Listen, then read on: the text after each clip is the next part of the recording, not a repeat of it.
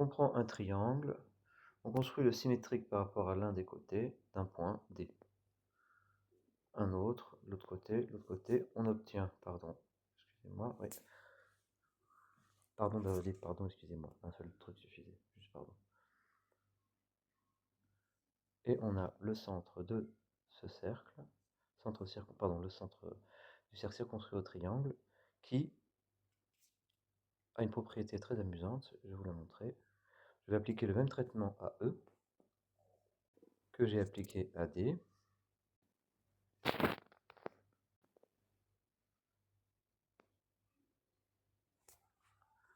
Et j'obtiens donc deux triangles.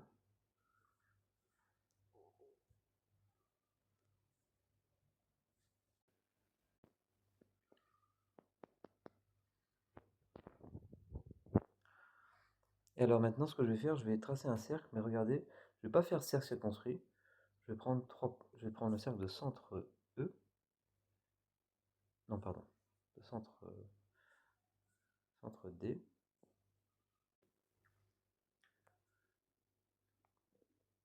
Et de rayon E. Et, miracle, il passe par les points E'2, de rayon E', pardon, et miracle, il passe par les points E'2, E'1.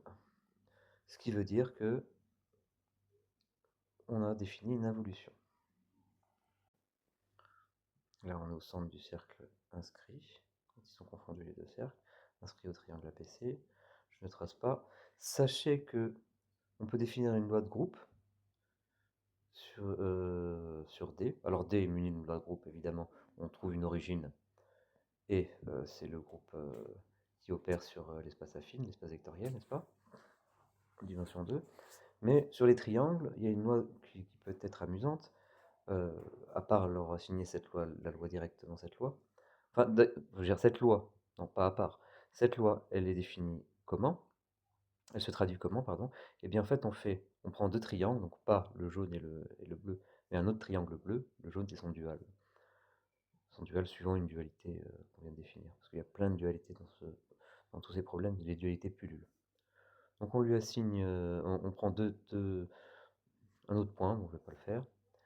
Et en fait, ce qu'on va faire, c'est qu'on va additionner les sommets orientés, ils sont orientés les sommets, terme à terme, sommet par sommet, et on additionne encore eh bien, quelque chose de fixe. Un triangle qui est fixe, n'est-ce pas? Et qui sera... Alors pourquoi c'est vrai, hein? Ça c'est vrai, il suffit de savoir que en chaque coordonnée, en chaque sommet, c'est une application affine, donc linéaire à une constante près. Donc cette constante ne varie pas, donc elle est facile à identifier. On peut choisir un point 0 agréable, par exemple, quand là dont je vais viser le triangle bleu, je vais essayer d'être symétrique. Quand est-ce que les deux sont symétriques? Quand est-ce que le triangle bleu est symétrique? Tiens, ce sera un sujet intéressant. Dans quelques cas particuliers, c'est facile. Je pense que là, il est symétrique. Donc ça sera le 0. Donc et le moins 1, le triangle bleu. Donc dans ce cas-là, pardon, le 0, le symétrique, c'est l'élément neutre, hein, le symétrique de notre triangle de base. C'est un bon élément neutre à prendre, parce qu'on peut prendre évidemment celui qu'on veut. Mais celui-là me paraît pas mal. On va se passer dans le cas particulier où on est dans un triangle latéral, et ça fera l'objet d'une autre vidéo. Notons que si on prend le point ici, le point D, si le point D est sur l'orthocentre,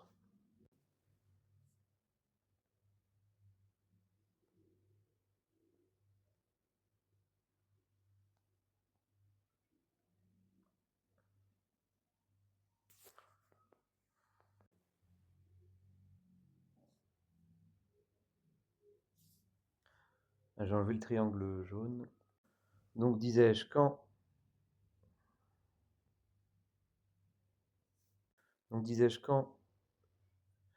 le point D est sur l'orthocentre,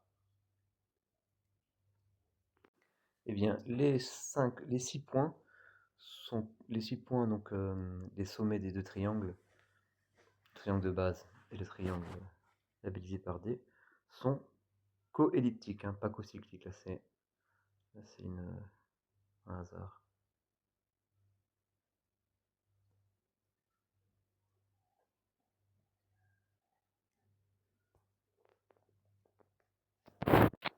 Pourquoi ils sont cocycliques? Ah ben ils sont cocycliques. Ok. D'ailleurs, quand est-ce que ces points sont coelliptiques? Je voudrais regarder le lieu des points, ça m'intéresse. Bon. Alors, pour démontrer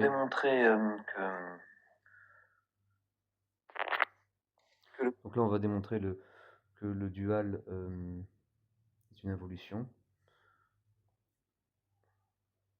Point rouge. Bon ben, je vous laisse regarder cette figure. Vous noterez les...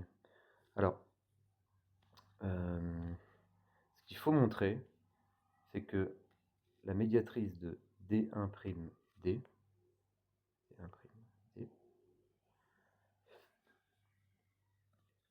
qui passe par B, donc, et que c'est le symétrique de la droite...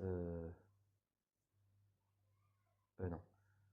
La médiatrice de D1'D, plutôt, petit truc orange, le côté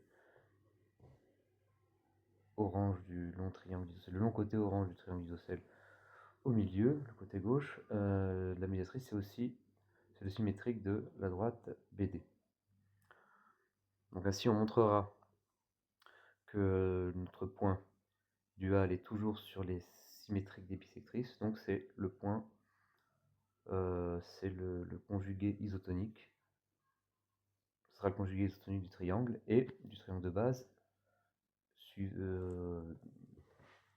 du point D relativement au triangle de base. Donc là, on regarde ce qui se passe au niveau d'un angle. Alors pour le montrer, vous établissez facilement que le triangle... Donc on trace tous les symétriques. Hein. Voilà, on trace le triangle. On trace d'abord D', D', ensuite on trace notre symétrique. Alors qu'est-ce que c'est D? D c'est notre point qu'on a pris. D', c'est le symétrique par rapport à un des côtés, et D'1, c'est le symétrique par rapport à l'autre côté. On prend le symétrique par rapport à la bisectrice de l'angle, on obtient donc tous les points qu'on a là. On vérifie sans problème hein, que le triangle rose central est isocèle, bien sûr, des symétriques de D2. Les deux triangles roses extrêmes sont symétriques entre eux.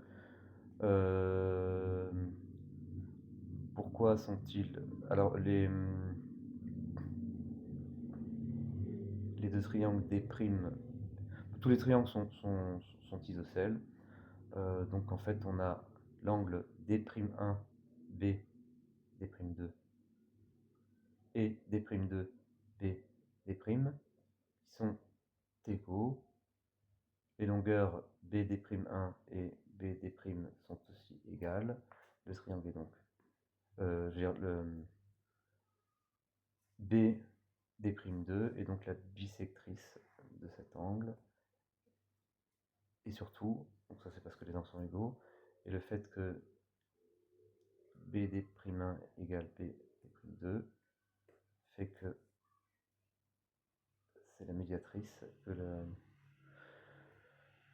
que la droite BD'2 est la médiatrice de D'1, D', je pense à déprimer, à force d'être aussi chiant. À bientôt. Donc on va s'occuper après du calcul latéral.